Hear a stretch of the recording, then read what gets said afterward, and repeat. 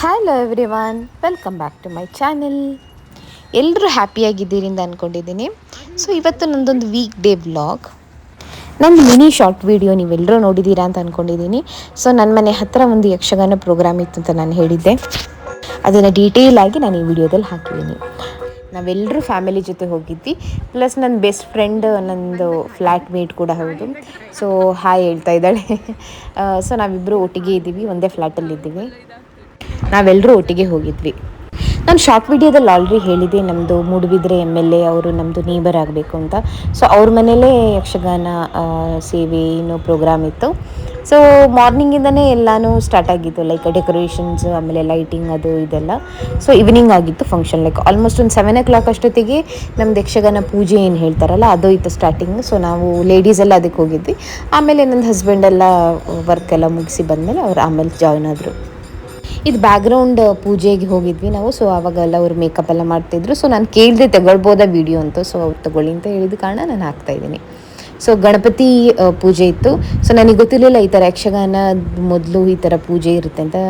ನಾನು ಒಂದು ಕಲಾವಿದೆ ಆಗಿದ್ದರಿಂದ ಸೊ ನನಗೆ ಎಲ್ಲಿ ಡ್ಯಾನ್ಸ್ ಫಾರ್ಮ್ಸ್, ಯಕ್ಷಗಾನ ಒಂದು ಡ್ಯಾನ್ಸ್ ಫಾರ್ಮೇ ಅಲ್ವಾ. ಸೊ ಯಕ್ಷಗಾನ ಬಗ್ಗೆ ಹೇಳೋದು ಅಂತ ಹೇಳಿದರೆ ನನ್ನ ಮೆಮೊರೀಸಲ್ಲಿ ನಾನು ಹೇಳ್ತಿದ್ದೀನಿ. ಸೊ ಐ ಥಿಂಕ್ ಯಾವಾಗಲೂ ನನಗೆ ಅನ್ನಿಸ್ತಾ ಇತ್ತು, ಮೇ ಬಿ ತುಂಬ ಕಷ್ಟ ಆಗಿರುವಂಥ ಒಂದು ಡ್ಯಾನ್ಸ್ ಫಾರ್ಮ್ ಅಂತ ನಾನು ಯಾವಾಗಲೂ ಅಂದ್ಕೊಳ್ತಾ ಇದ್ದೆ. ಬಿಕಾಸ್ ತುಂಬ ಟರ್ನಿಂಗ್, ಆಮೇಲೆ ಡಯಲಾಗ್ಸ್ ಎಲ್ಲ ತುಂಬ ನೆನ್ಪಿಡ್ಕೊಂಡು ಹೇಳಬೇಕಾಗಿತ್ತಲ್ಲ. ಹಾಗಂತ ಹೇಳಿ ನಾನು ಟ್ರೈ ಮಾಡದೇ ಇರುವಂಥ ಒಂದು ಕಲೆ, ಒಂದು ಫಾರ್ಮ್ ಅಂತ ಹೇಳಿದರೆ ಯಕ್ಷಗಾನ. ಬಟ್ ನೋಡ್ಲಿಕ್ಕೆ ನನಗೆ ತುಂಬ ಇಷ್ಟ. ನಾನು ಆಳ್ವಾಸಲ್ಲಿ ಓದ್ತಿರ್ಬೇಕಾದ್ರೆ ಸೊ ನನ್ನದೊಂದು ಡ್ಯಾನ್ಸ್ ಗ್ರೂಪ್ ಬೇರೆ ಇತ್ತು, ಪ್ಲಸ್ ಯಕ್ಷಗಾನದೊಂದು ಟೀಮ್ ಇತ್ತು. ಸೊ ಅವಾಗೆಲ್ಲ ಅವ್ರು ಯಕ್ಷಗಾನ ಮಾಡೋದೆಲ್ಲ ನೋಡಿ ಅಂದರೆ ನಾವು ಖುಷಿ ಪಡ್ತಾ ಇದ್ವಿ.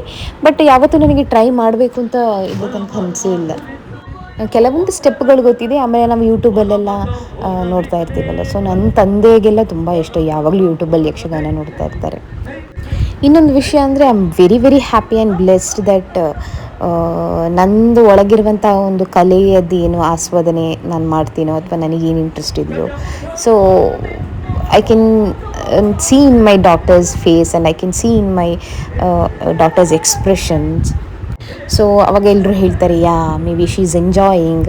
ನನ್ನದೊಂದು ಜೀನ್ ಏನಿದೆ ಅದು ಮೇ ಬಿ ಅವಳಲ್ಲಿ ಕಾಣ್ತಾ ಇದ್ದೀನಿ ನಾನು. So I am very happy for that. ಅವಳದು ಅಬ್ಸರ್ವೇಷನ್, ಎಕ್ಸ್ಪ್ರೆಷನ್ಸ್ ಎಲ್ಲ ನೋಡಿ. ಸೊ ನಮಗೆ ಫುಡ್ ಫೆಸಿಲಿಟಿ ಕೂಡ ಇತ್ತು. ಸೊ ಇದು ನಮ್ಮದು ಫ್ಲ್ಯಾಟದು ಬೇಸ್ಮೆಂಟಲ್ಲೇ ಅರೇಂಜ್ ಮಾಡಿದರು ನಮ್ಮೆಲ್ಲರಿಗೂ ಫುಡ್. ತುಂಬ ಟೇಸ್ಟಿಯಾಗಿತ್ತು.